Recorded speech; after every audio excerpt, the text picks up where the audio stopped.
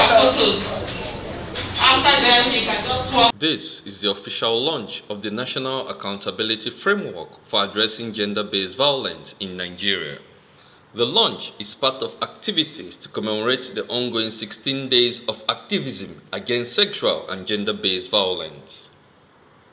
Permanent Secretary, Federal Ministry of Women Affairs, who is represented by Idris Mohammed, while delivering the framework, said, "This document will serve as the first step to eradicating sexual and gender-based violence in Nigeria." The unveiling of this important document today will serve as a very strong base in nipping the bud, if not completely, the eradication of gender-based violence in Nigeria.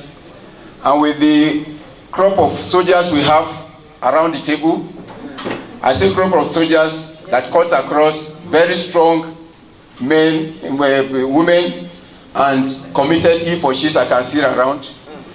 I want to believe that the lip service we've been paying to gender-based violence will soon be a thing of the past.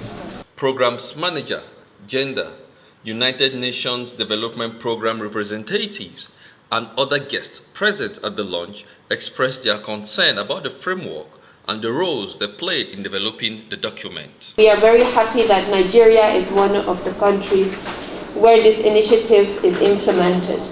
Nigeria is one among 35 countries where Spotlight is active. And we feel that this is a very, very pertinent activity because of the levels of gender-based violence that we see in Nigeria, but across the world.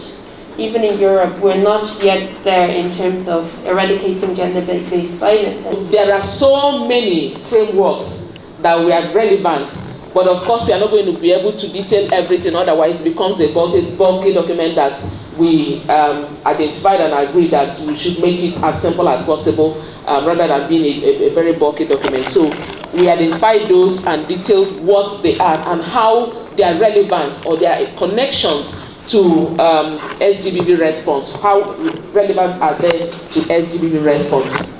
We have opportunity to step up prosecution. We've been told by UN Women that 10 out of 10 incidences get only reported by one person. 10 incidences and one person. So if you look at the indices, though the information at the SAC, all the data are not good enough. The data we have, the statistics we have is not good enough for now. In the case of rape, you know how communities and individuals value marriage in Nigeria. Every woman wants to marry. And the issue of rape or any form of sexual abuse or gender abuse stops that or excludes women because of discrimination and stigma. It halts women's education. It halts who they want to be in the future.